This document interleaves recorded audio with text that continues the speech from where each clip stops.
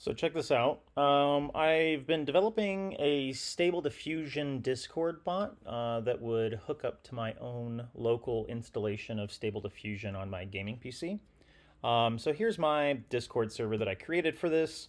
And then I try to make it work a little like Midjourney's Discord bot. So I can do a /imagine and then typed whatever text prompt I want, like, I don't know, cute kitten wearing a baseball hat. And then they go into a queue, so it's first in, first out. So if a lot of people are using this at once, they get processed in order.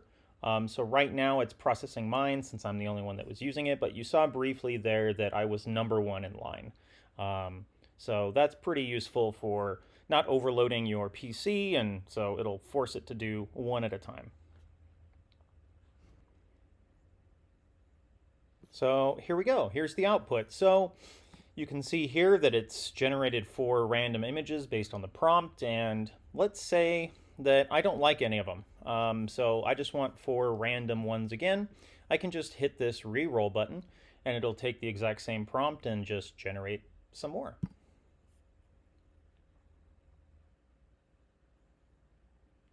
All right, so here we go. I have 4 more random images, and let's just say that I kind of like this one right here, but I just want to see some slight variations on that same kind of theme. So I made this button here, so V3 will take the 3rd image and generate some slight variations based on that.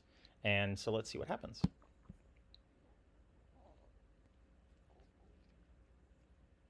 Yeah, so you can see here, a lot of them kind of look, they look mostly similar, like these two right here.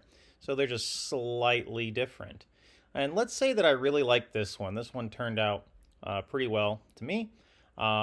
Slightly oversized hat there.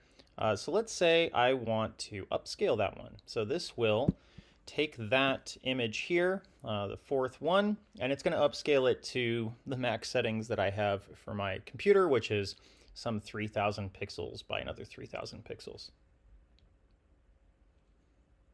And there we go. So you can see the image is mostly the same there, or it's pretty much the same.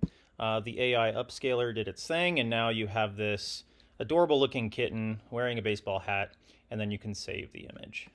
But yeah, pretty cool.